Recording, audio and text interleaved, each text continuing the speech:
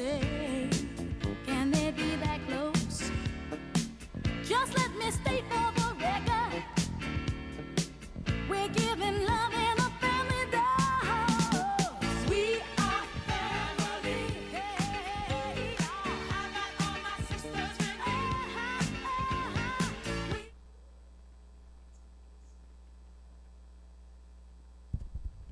Good morning, everybody. Hi, welcome. Glad you're here. We have a fun Sunday planned. I'm wishing that I could be in all of the places that you will be splitting up into, because I think each group is going to have its own unique experience this morning. We're going to get to those groups in just a few minutes. First, let me share some very brief announcements, and Brian's going to help me by putting them up here because my brain can't remember them. Yes. Last Sunday, we were up north about 45 minutes from here. We got really fortunate with the weather. It was a beautiful place. About 50 folks came for the retreat, and if you did come, we'd love to have your feedback. If you didn't come, we'd love to have your feedback too. So this survey is for whether you were able to join us or not. You can scan the QR code there or in the bulletin. It's there as well. Next one, Brian. Branch students, next Sunday has a fall extravaganza event at Fruit Ridge Hay Rides. Everything you need to know, I believe, is in the Church Center app or in the QR code. So just follow the QR code. Branch students is picking up the tab for this, so just students come. Bring friends if you'd like. We'd love to have anyone join us for that. 3 to 5, and people are meeting there, or are we carpooling from here? Haven't decided yet? I see some like...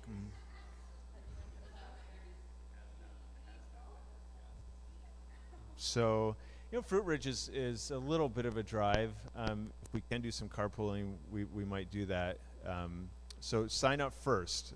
Help us by doing that, and then we can kind of see what the numbers are and figure out where we're going. Next one. This is not a branch event, but I wanted to just let you know about this opportunity. There's a conversation happening a couple of Thursdays from now in Holland. It is a Thursday evening, so I know that's maybe a tricky time.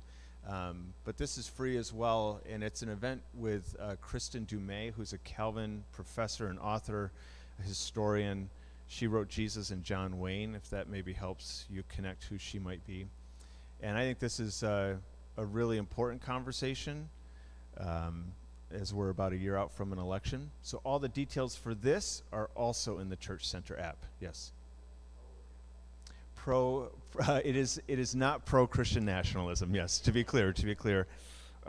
Very concerned. Yep. Thank you for clarifying that. Next one, Brian. This is you. Yeah. Elliot's going to share just a little bit of a reflection. Is this just last Wednesday? This is 2 Wednesdays ago that we were at the AYA Youth Collective, which is this partnership we're exploring with these folks who serve unhoused 18 to 24-year-olds. We were there making some food for them, and Elliot was one of those folks, and he's going to share a thought or two, I guess. I mean, this is dangerous, but here you go. Yep, I'll give it to you. I just have a few thoughts. You carry note cards? Yeah, just to make you think I was going to be up here forever. Yeah. Oh yeah, they're all blank. Yeah, so like Chris said, 2 Wednesdays ago, a small group of us went to the AYA Youth Collective, which is downtown adjacent on State Street, depending on where you draw the boundaries of downtown. Okay, so when I heard unhoused youth and help, I thought maybe it was like a shelter situation, but it is not. It is like I think a day center would be a good, but it's more than that. Like it's, so we got a tour. They have laundry facilities for the youth to use, and is it up to 24, to 22? Yeah, so like high school to young adult people can just come. I mean, it is targeted at unhoused. You don't have to like prove you don't have a house. It could be people who don't have like good, safe living conditions, and they have a lounge area. They have lockers that you can kind of use indefinitely, and it's just, I think, I don't know, when you think about, oh man, there's like so many issues in our society and things that need addressing, and like it feels overwhelming, and it seems like they are filling a need that exists, and just like doing it in a really like healthy, empowering way. The woman who gave us the tour is on staff there full time, and she everything she talked about that they do for them, it seems to be like about helping, but not like doing for. You know, the difference between like tying a kid's shoes and teaching your child to tie their own shoes. Like they're walking alongside these kids. They have different people from different social service agencies, volunteers, like to come and help. Hey, I never got a driver's license, and now like I need ID to do stuff. Can you help me with that? And so they're doing that to help the youth, function in a very complex society, but also just to like have a place to be. And I don't have however many quarters it now takes to run a machine in a laundromat. Like, here's a place to do laundry. And so we got to learn about this. It was, I don't know, I was very impressed and like excited about what they're doing. And then we also got to help, they do a hot meal and a sack lunch every day for their clients. And so we, half of us made pasta, and the other half we did an assembly line of sandwiches and snack bags. And it was that kind of thing where, again, like, we're all busy people, and like, how do I give back? And it's like, and you're not gonna, any one of us is probably not gonna start from scratch something that helps feed and take care of unhoused youth. And so, like, to have a place to plug in and do something like that feels like, oh, I'm contributing. That was a really positive experience too.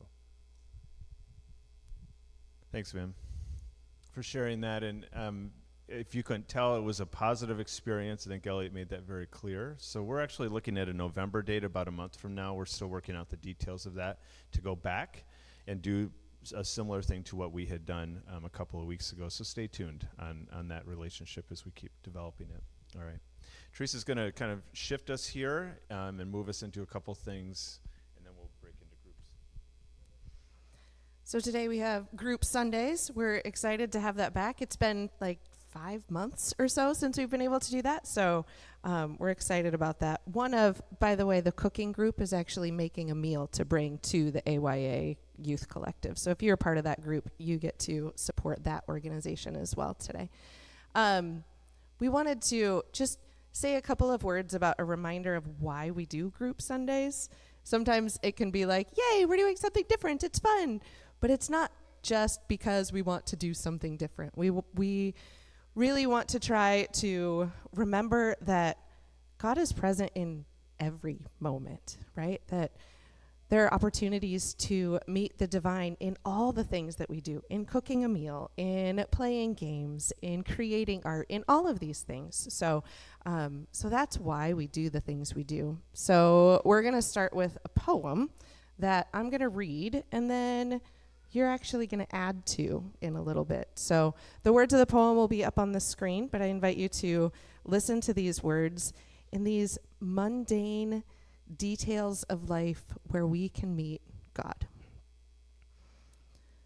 God, may I know you are present in the tossing and turning at night, in the waking of eyes, in the taking of breath, in the preparing of meals, in the changing of diapers, in the exchanging of words, in the reconciling of anger, in the meeting of new faces, in the reuniting after a long day, in the turning of leaves, in the hoping of healing, in the carrying of another's burden, in the worrying details, in the remembering of loved ones, in the honing of an artistry, in the exercising of the body, in the helping of a neighbor, in the changing of homes, in the evolving of jobs, in the completing of a task, in the keeping of a garden, the blowing out of candles, in the ending of relationships, in the beginning of friendships,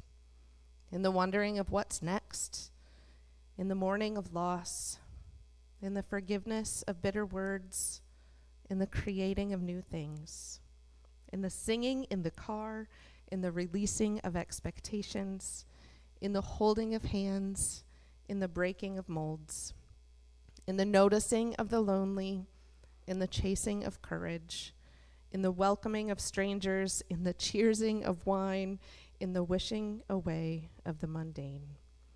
God, may we know you are present. Brian, would you put up that QR code on that next slide? Open this, and we're going to give you a chance to add to that poem, because all the things that we do on these group Sundays are kind of the mundane things of life. So we're going to remember that they're moments to meet God. They're moments to connect with one another.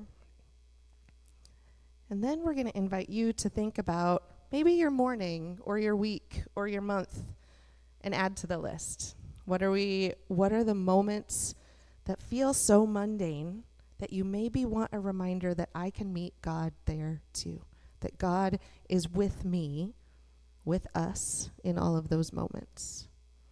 So I'm going to read what we're doing today, and then I'm going to be quiet for a minute and let you add to that Google Doc here. God, may we know you are present in the preparation of a meal, in the playing of games, in the creation of art, in the considerations and conversations of current events, in the stillness and silence. What would you add?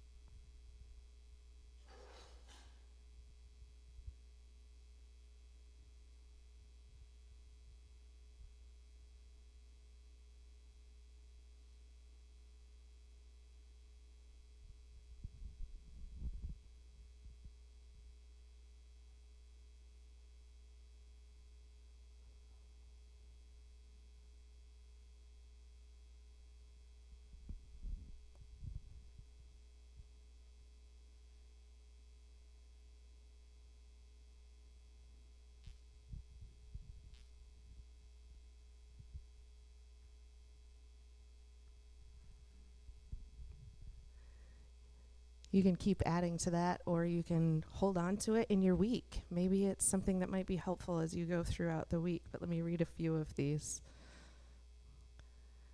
Oh God, may we know you are present in the playing with friends, in the finding new friends, in the cuddles of a puppy, multiple ones there, in the making of new friends, in the making of family, in the scrubbing of sinks, in the refilling the car with gas, in the production of a great cinematic phenomenon, in grocery shopping, in taking a walk, in the tears that are shed in faraway places, in answering emails, in the mowing of the lawn, and the raking of leaves, in the washing of dogs, in the picking of pumpkins, in the washing of dishes and clothes, in the waking of others in the morning, in the dancing to music and leading of groups, in reading of a book, in not having to make dinner, in the updating of vaccines, in the folding of laundry, in the watching of kids' sports, in the fixing of cars, in the classroom, in the busyness of appointments, in nap taking.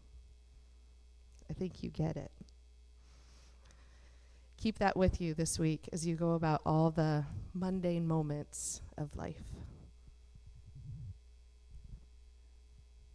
And our other group Sundays, we have not shared communion, but we thought, given what we've been thinking about this morning as we start, this might be actually really appropriate step to take before we break up. Because here we receive these very ordinary, mundane things of bread and cup. These are not fancy, extraordinary. They're very normal. And yet God promises to meet us here. Says that in my body that's broken, I am there with you. In my life that is poured out, I am there with you. So we're going to share communion here today. Before we break into groups, I'm going to need a few folks to help with that, as always is the case.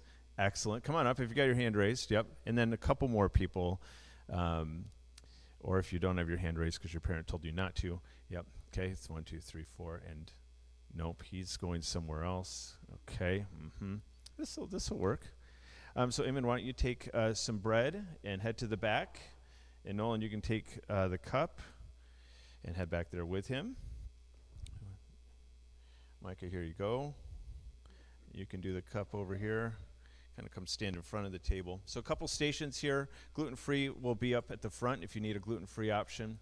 Bread and cup in the back. Let's come and get these two things. We'll eat and drink them together. So hang on to them when you take them back to your seat. Again, we'll eat and drink them together in just a moment.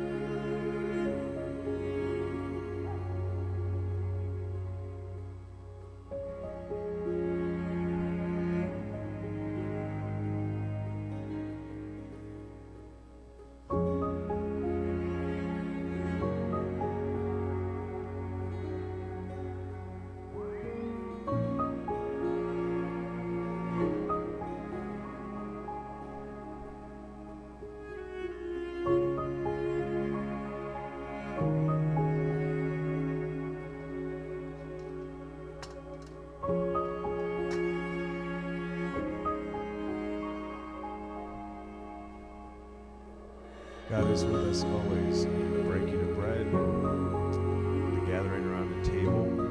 So we take and eat remembering that God is with us.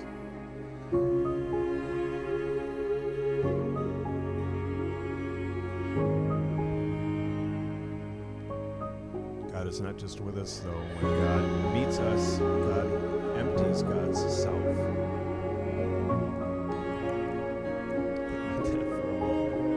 God is self-giving always. Love, grace, hope, always pouring out to us. So take and drink, receiving that gift this morning.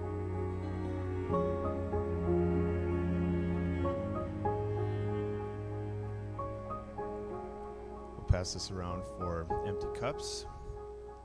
And then, Brian, if you would, put up where we're headed here. Oh yeah, we are going to do this, right? Actually, we'll do this at the end of the morning. So let's put up the places where people are headed. And if you are here this morning and you thought, oh, I'm coming to a normal church service, you would be very reasonable to assume that. But now you've found yourself in a place where you're like, what is happening, right? What is this group Sunday thing? These are the 5 options. There's a group cooking kind of right immediately below us, making meals, as Teresa said.